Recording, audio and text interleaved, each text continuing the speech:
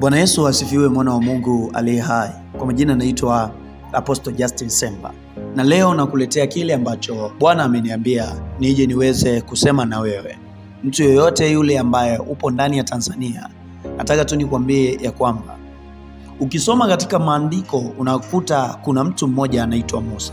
Musa aliambiwa muende katika nchi ya Kanaani, nchi ambayo Bwana atawapatia. Lakini cha ajabu ni kwamba Musa wakati anawapeleka wana wa Israeli kule Kanaani, yeye hakuweza kuingia, bali aliwachungulia tu. Nini maana? Nataka nikwambie kitu kimoja, mwana wa Mungu unayenisikiliza. Unapotokea kupewa neema ya kimungu, unapotokea kupewa ajenda fulani ya kimungu, ile ajenda hautoifaidi wewe, hautaifurahia wewe, ila wanakuja kuifurahia kizazi chako pamoja na ndugu zako, lakini na watu wengine tofauti. Nataka tu nikwambie kitu kimoja leo. Wakati Musa anawapigania wana wa Israeli ili waweze kufika katika ile nchi ambayo Bwana amewapatia, nataka nikwambie kitu kimoja, haikuwa kazi rahisi. Kuna wakati alipandisha katika milima mikubwa ili aweze kwenda kuomba huko siku 40 ili aweze kupata nguvu ya kuwapeleka wale watu, kwa sababu wale watu walikuwa na mioyo migumu sana, kiasi kwamba mpaka kuna wakati fulani walikuwa wanamwambia Musa kwamba basi ni bora ungetuacha kule Misri ili tuweze kufa.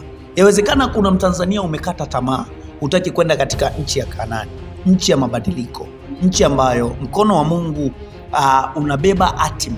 Mkono wa Mungu unataka kuitembelea nchi ya Tanzania. Umekata tamaa kabisa, huoni matumaini. Nataka nikwambie ya kwamba yuko Musa na Haruni katika nchi ya Tanzania. Wanaenda kusimama hawa watu wakihakikisha kwamba mabadiliko yanatokea. Nasemaje?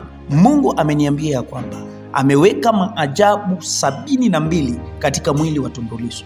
Kwanza, mpaka ninavyoongea hivi, Mungu alinihakikishia kwamba maisha ya Tundu Lissu yapo mikononi mwake. Muda wote anamchukua mtumishi huyu ili aweze kupumzika. Nataka nikwambie, katika dunia tulionayo sasa hivi, kila mmoja amekuja na hatima yake.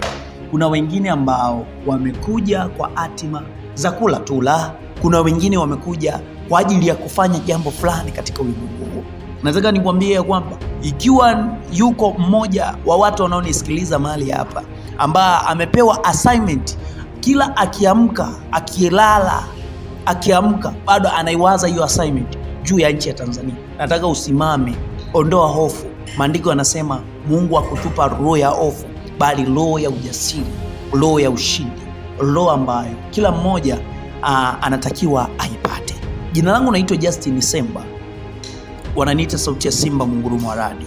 Nimetumwa na Bwana kuja kukwambia haya machache. Asante.